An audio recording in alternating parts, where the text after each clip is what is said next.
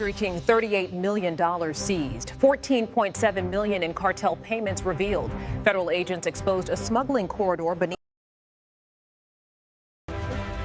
314 arrested, 9.3 tons seized. ICE and DEA uncovered a secret tunnel beneath Of the 140-foot tunnel uncovered, 9.3 tons of narcotics seized. ICE and DEA exposed a hidden passage. At 2:58 a.m., Chicago wore its winter like armor. The temperature on the northwest side had dropped to 11 degrees. Lake Michigan pushed frozen air through every gap in the skyline, and the streets of Cook County sat buried under 6 inches of compacted snow that nobody had bothered to plow since Tuesday. The trees along the perimeter of the Harrington estate in Norwood Park were black and bare, their branches locked in ice, perfectly still.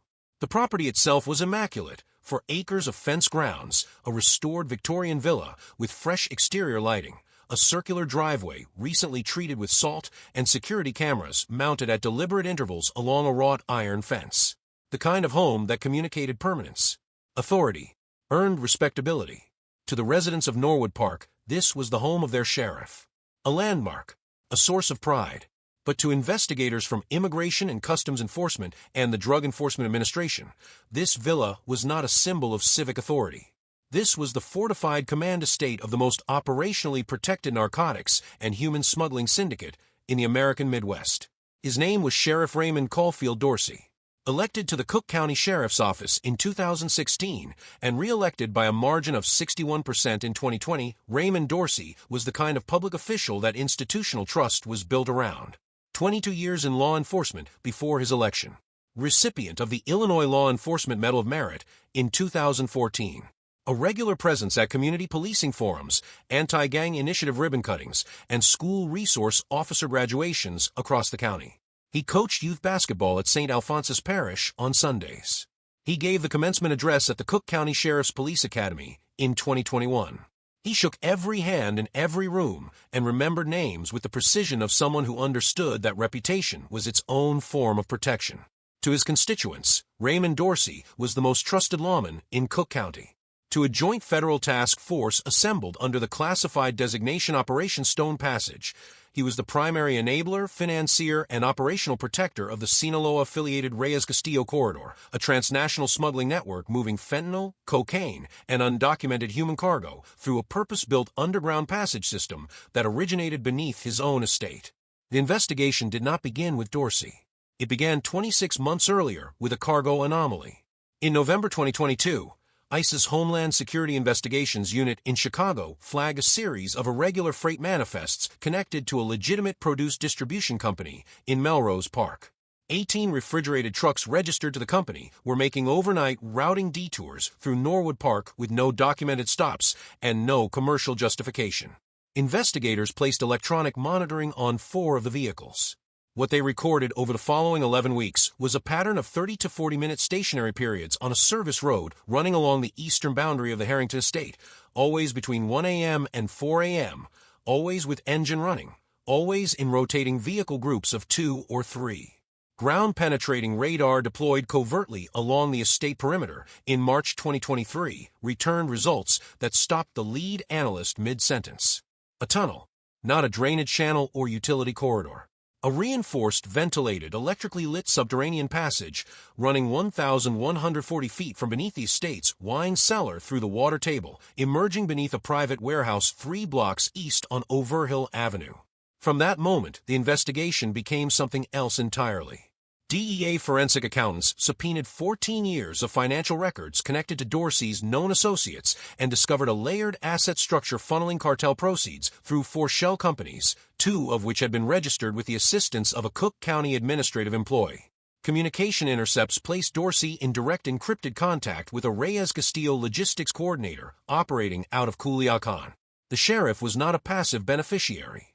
He was an active operational architect, using his office to redirect patrol routes, suppress field reports, and provide advance intelligence on federal enforcement activity to his handlers. This wasn't corruption at the margins of a criminal network. It was a law enforcement agency turned inside out, its authority weaponized against the very public it was sworn to protect. By the time a federal grand jury signed off on the sealed indictments carrying 314 named defendants, federal agents understood the risk. Dorsey still had active access to law enforcement communications. Every hour of delay was a potential breach. The operation had one viable window, and it opened at 2:58 a.m. At 2:58 a.m., the order went out. Simultaneous. 18 tactical elements. ICRO and DEA Special Operations Division operating on a single encrypted command channel. Chicago field offices, federal holding facilities, and the tunnel extraction team, all activated in the same breath. The perimeter went up in under 2 minutes. Thermal imaging confirmed 11 individuals inside the villa, 3 in the lower level. Movement near the wine cellar. The entry team moved through the front gate on a federal court order. Fast, quiet, controlled. No lights until the door came off. Then the flashbangs. 2. East Corridor. The concussive detonation rattled the Victorian windows in their frames. Shouting in English. Shouting in Spanish. Bodies to the floor. 3 individuals in the main corridor were subdued within 7 seconds. No weapons discharged. No resistance survived past the first room. Agents moved to the lower level. The wine cellar door was reinforced steel behind a decorative wooden facade. Hydraulic breach tools. 12 seconds. The door came open. Cold air rushed out, not the cold of winter above, but the different cold of underground space. Stale. Chemical. The smell of compressed earth and industrial sealant. The tunnel entrance was in the floor. Open. Active. The extraction team descended. First discovery. Immediate. Staged inside the tunnel's first chamber, 40 feet below ground, 312 individual packages of compressed fentanyl and cocaine. Combined weight, 9.3 metric tons. Vacuum sealed. Palletized on custom aluminum racks bolted to the tunnel walls. Street value assessed at over $2.1 billion. Alongside the narcotics, for duffel bags containing $38 million in sequentially bundled U.S. currency and a weapons cache, 11 semi-automatic rifles for handguns, and 2,000 rounds of secured ammunition. But that wasn't what stopped agents cold. At the 400-foot mark, the tunnel widened into a secondary chamber. Reinforced concrete. Ventilation ducting running to the surface. Motion sensor lighting still active. And inside that chamber, 8 individuals. Not armed couriers. Not cartel logistics personnel. 8 undocumented migrants. 3 women. 2 teenage boys. 3 men. Huddled against the far wall, in the cold. No food. No water they could identify. A portable chemical toilet in the corner. Handwritten Spanish on the concrete wall behind them. Dates, names, a prayer. They had been inside that chamber for an estimated 41 hours. Investigators would later realize the tunnel was not only a narcotics corridor. It was a multi-function smuggling infrastructure, drugs moving east through the passage, human cargo moving west, the entire operation protected above ground by the badge and authority of the Cook County Sheriff himself. The emotional weight of that chamber settled over the extraction team like sediment. Nobody spoke above a whisper. Then came the final discovery. A waterproof lockbox mounted to the tunnel wall near the western exit contained a ledger. Physical, handwritten, encoded but partially legible to field translators on site.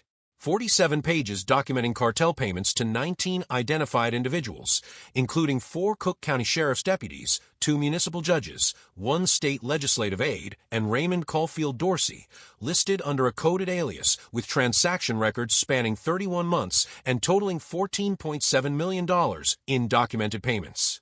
Raymond Dorsey was located in the master bedroom of the villa's upper floor. He was awake, dressed in civilian clothes, seated at the edge of the bed, hands visible. He looked at the agents in the doorway and said, "You have no idea what you've just started." He was placed in restraints without incident. The Harrington estate was only the beginning. At 3:14 a.m., 16 minutes after the primary breach, a coordinated second wave went out across 9 states and 2 international jurisdictions. In Melrose Park, agents sealed the refrigerated produce warehouse that had served as the tunnel's surface terminus on the eastern end, 41 individuals arrested, $22 million in additional currency seized, and the full fleet of 18 freight vehicles impounded. In Milwaukee, a distribution node operating behind a licensed pharmaceutical courier service was breached simultaneously. Suspects attempted to trigger a file destruction protocol on an in-house server, failed, 28 arrested, 400 kilograms of fentanyl analogs recovered. In Indianapolis, a storage facility registered to a Dorsey-linked shell company yielded 17 arrests and $9 million in financial instruments. In Gary, Indiana, a residential safe house used to stage human cargo before transit was secured. 6 additional migrants recovered, 12 suspects arrested. In Phoenix, federal agents arrested the Reyes-Castillo logistics coordinator who had been in direct encrypted communication with Dorsey. The arrest occurred at 4:30 a.m. local time as the subject attempted to board a charter flight to Hermosillo. By 8 a.m., the network's internal communication infrastructure had collapsed. 31 encrypted channels used by cartel logistics personnel went dark. Emergency contact protocols failed to activate because the handlers who would have triggered them were already in custody.